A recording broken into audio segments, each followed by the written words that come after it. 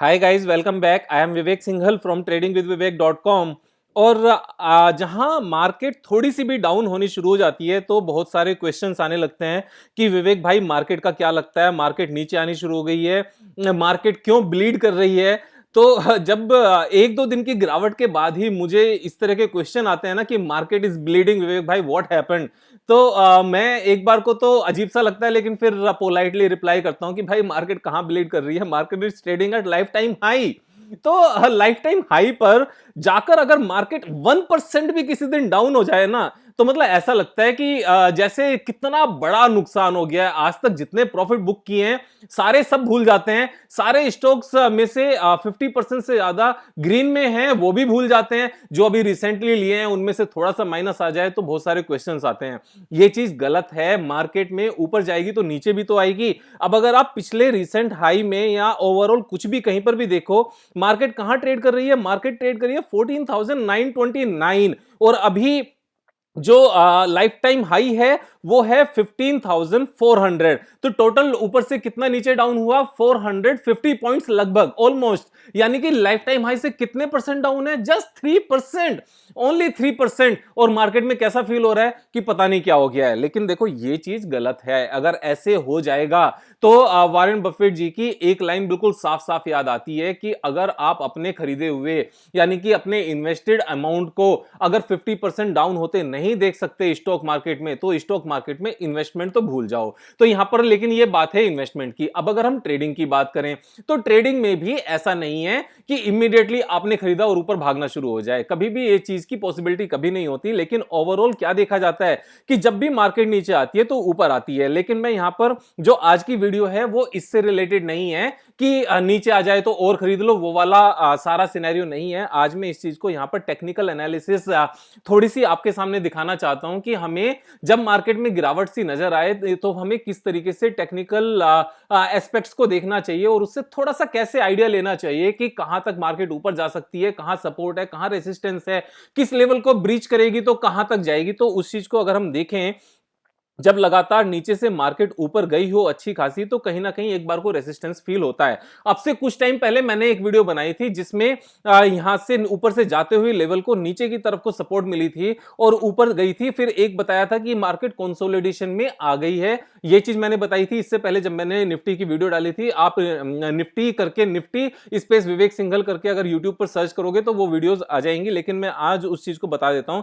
यहां पर जो एक यहां पर डबल टॉप फिलहाल बनता हुआ नजर आया है वो ये है कि यहां पर देखो डबल टॉप बनने के जो सबसे पहले रीजंस होते हैं वो कौन से होते हैं कि मार्केट ऊपर ओपन होती है और उसके बाद में ड्यूरिंग द डे नीचे आ जाती है, तो वहां पर एक एनगल्फिंग पैटर्न बनता है। एनगल्फिंग पैटर्न का मतलब क्या होता है कि इससे पहली कैंडल इस पूरी कैंडल के अंदर आ जाती है, यानी कि जो नेक्स्ट कैंडल है, ये वाली कैंडल है, ये ऊपर ओपन हुई और बिल्कुल नीचे तक आ गई। अगर ये इसकी उल्टी होती तो वो ग्रीन कैंडल बनती, वो बुलिश मानी जाती है। लेकिन ये वाली कैंडल ये बेरिश मानी जाती है। और बेरिश कैंडल जब इस तरह की बन जाए तो उसके आगे एक और कैंडल का बनना बहुत जरूरी होता है जो अगेन सेम ट्रेंड में होनी चाहिए, जिस पैटर्न को वो एनगल्फिंग पैटर्न यहां पर इंडिकेट करती हो। तो ये एनगल्फिंग पैटर्न यहां पर इसको बेरिश इंडिकेट करता है, नीचे जाने की तरफ इंडिकेट करता है फिलहाल में। और अगले दिन आज फिर माइनस में रेड बंद हुई है और उसमें बंद भी जब ऊपर खुली है अच्छी खासी इन द सेंस कि जब ऊपर ओपन हुई तो उसके ऊपर नहीं गई, यानी कि जो आज का हाई था वही ओपन प्राइस था। इस चीज को बहुत ध्यान से सुनना। जब कभी आपको जो ओपन प्राइस है वही ड्यूरिंग द डे का हाई प्राइस रह जाए तो वो एक बेरिश साइन होता है। और जब open price during the day का लोएस्ट प्राइस रह जाए, यानी कि लो एंड ओपन सेम हो, वो बुलिश साइन होता है। और जब open and high same price हो तो वो एक बेरिश साइन होता है। तो यहां पर सेम आज बना है, एक एनगल्फिंग पैटर्न के बाद बना है और सेम लेवल से वापस आया है जिस लेवल से पहले आया था। लेकिन जो एक चीज आज नजर आई है वो ये नजर आई है कि इतने दिन से जिस लेवल के नीचे मार्केट क्लोज नहीं हो रही थी, आज भी उसी के ऊपर जाकर क्लोज हुई है और नीचे तक आई थी लेकिन उसको खींचकर वे वापस से ऊपर ले गए। अगर इसको आप ट्राई करोगे तो इसके ऊपर मैं डबल क्लिक करता हूं जिससे थोड़ी सी लाइन थिक हो जाए, हमें ठीक से नजर आए। तो यहां पर क्लिक किया और इसको हमने थिक कर लिया तो ये नजर आ गई। यहां पर सेम ही हम यहां पर करते हैं, इसको भी थोड़ा सा लाइन को ठीक कर लेते हैं जिससे ये अच्छे से नजर आ जाए, वरना थोड़ा सा दिखना मुश्किल होता है। यहाँ पर हमने इसको ड्रॉ किया, तो अगर आप यहाँ पर देखोगे कि यहाँ पर ये रेसिस्टेंस था, इसके ऊपर क्लोज हुआ, फिर नीचे आया लेकिन ऊपर जाकर क्लोज हुआ, फिर सेम लेवल पर क्लोज हुआ, फिर सेम लेवल पर सपोर्ट ली, यहाँ पर भी ऑलमोस्ट सेम लेवल पर सपोर्ट ली, यहाँ पर ये नीचे आया लेकिन वापस घुस के इसी लाइन के ऊपर क्लोज हुई। इसको प्राइस एक्शन कहते हैं।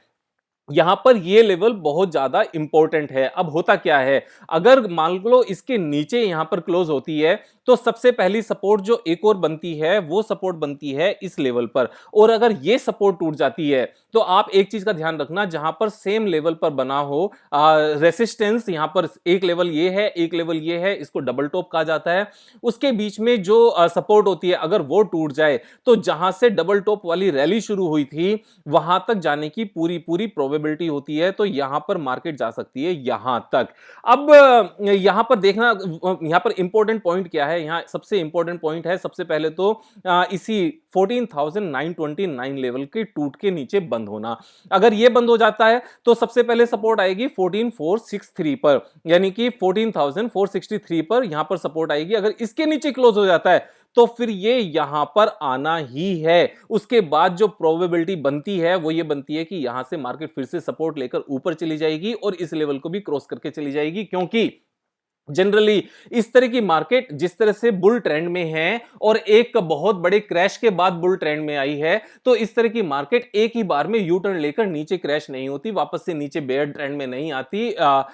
बुल ट्रेंड में ही मार्केट रहती है, लेकिन एक कंसोलिडेशन बीच में चाहिए होता है, तो इस तरह के कंसोलिडेशन आते रहते हैं। अब जो सबसे हाई प्रोबेबिलिटी है वो ये है कि ये इस लेवल को नहीं तोड़ेगी, 14,471 को, ये इसी रेंज में यहां पर रहेगी और इसी रेंज में फिर एक दिन अचानक से ऊपर को ब्रेकआउट देगी और ऊपर को फिर से चली जाएगी। अगर लेकिन इसको तोड़ दिया तो यहां पर जो सबसे अच्छा बाइंग एरिया होगा, ये मेरे हिसाब से जो सबसे अच्छा अपॉर्चुनिटी के लिए बाइंग जोन है वो ये वाला जोन है। इस जोन में जितनी ज्यादा हम बाय कर सकते हैं, लेकिन जब हम बाय करने की बात करते हैं तो हम उन शेयर्स में बाय करने की बात करते हैं जो सिर्फ और सिर्फ मार्केट के नीचे आने की वजह से प्रेशर में है। अदरवाइज जो शेयर्स बुल ट्रेंड में थे, सिर्फ और सिर्फ मार्केट में नीचे आने की वजह से जो प्रेशर में आ रहे हैं ना, उनमें बाइंग की बात है। अब यहां पर ये पॉइंट बिल्कुल नहीं आता, तो एक काम करते हैं, अभी सेल कर देते हैं, जब इस बाइंग जोन में आएगा तो हम उनको वापस से परचेज कर लेंगे, यहां थोड़े से पैसे ज्यादा बन जाएंगे या फिर सेम प्राइस में ज्यादा क्वांटिटी आ जाएगी। बिलीव, आप इस चीज को ध्यान रखो कि मार्केट ओवरऑल बुल ट्रेंड में है, ये कंसोलिडेशन है,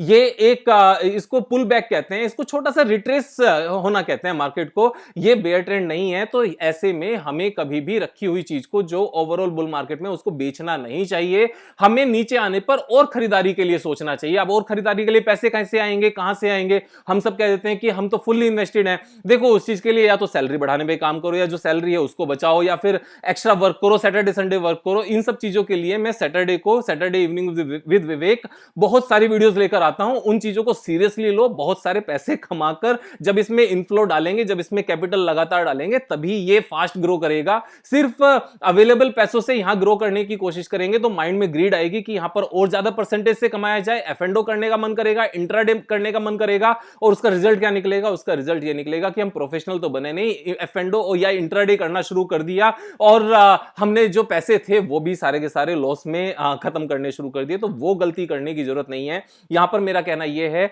अगर इस दौरान सैलरी आ जाए या हमारे पास पैसे हों तो यहां पर और परचेज कर लो, और अगर यहां पर आने पर परचेज करने के पैसे नहीं है, देखो, तो फिर परचेज मत करना, लेकर बैठो। लेकिन यहां पर आना जरूरी नहीं है, लेकिन प्रोबेबिलिटी है, अगर आ गया तो क्या, इस चीज को हमें ध्यान में रखना चाहिए। मेरे हिसाब से जो प्रोबेबिलिटी है वो ये है कि मार्केट इसी रेंज में यहां पर घूमती रहेगी, यहां से लेकर यहां तक इसी रेंज में घूमती रहेगी, और सडनली क्या होगा कि यहां से एकदम से वापस से स्ट्रॉन्ग बाउंस बैक आएगा और ऊपर मार्केट यहां से निकल जाएगी। इस चीज की प्रोबेबिलिटी ज्यादा है।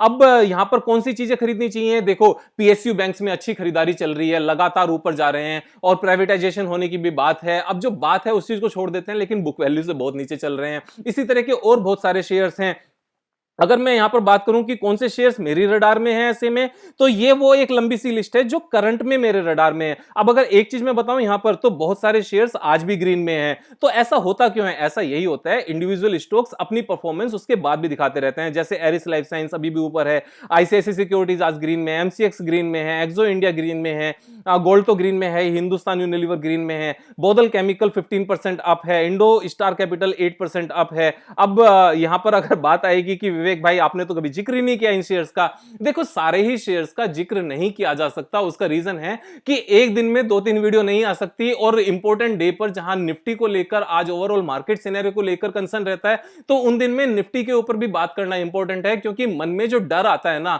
उसको सही तरीके से चैनलाइज किया जाए, इन द सेंस कि वहां डरने की जरूरत नहीं है। हमारा यहां पर स्ट्रेटजी क्या होनी चाहिए, हमारा एक्शन क्या होना चाहिए based on the market behaviour, हमें उस चीज को ज्यादा ध्यान रखने की जरूरत है, उस चीज को ज्यादा सीखने की जरूरत है, समझने की जरूरत है। यूको बैंक है 4.5% अप है, तो आज भी ग्रीन में है शेयर्स। अब जो आज रेड में है, हो सकता है कि मार्केट थोड़ी सी यहां से और करेक्ट हो जाए तो उनमें आ जाए, और थोड़ी सी अगर बाउंस बैक करे ना, तो ये वो शेयर्स होंगे जो सबसे पहले पुल बैक दिखाएंगे, सबसे पहले बाउंस बैक दिखाएंगे। जैसे सेंट्रल बैंक है, बैंक ऑफ बड़ौदा है, पीएनबी बैंक है, ये सारे यहां से डबल होने की कगार पे खड़े हैं। मैं आज से नहीं बोल रहा हूं, मैं अब से 3 महीने पहले से बोल रहा हूं, जहां से ये ऑलरेडी 60-70% ऑलरेडी बढ़ चुके हैं, लेकिन यहां से भी डबल होने के चांसेस हैं। लेकिन जब मैं इतनी बातें कह रहा हूं, तो एक चीज का ध्यान रखना, ये मेरा डिस्क्लेमर है कि मैं यहां पर जो चीजें सिखा रहा हूं ना, ये सारे के सारे नॉलेज पर्पस के लिए सिखा रहा हूं, ये मेरी रिकमेंडेशन नहीं है बाय या सेल करने की। मेरा पर्पस यहां पर आपको टेक्निकली सिखाना है कि किस सिचुएशन में क्या चीज देखनी चाहिए और किस चीज की इंपॉर्टेंस क्या है।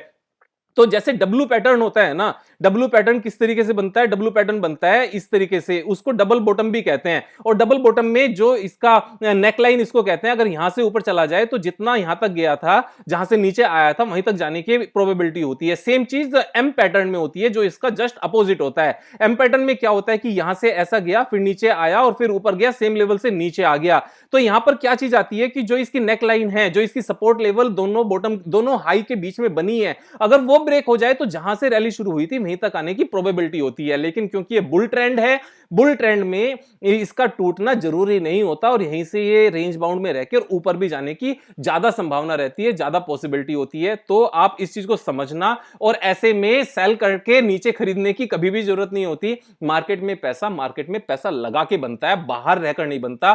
क्रिकेट में रन क्रिकेट खेलने से बनते हैं, पवेलियन में बैठने से नहीं बनते। इस चीज को ध्यान रखना। बिजनेस में पैसे बिजनेस करने से बनते हैं, और बिजनेस नहीं करने से कुछ नहीं बनता।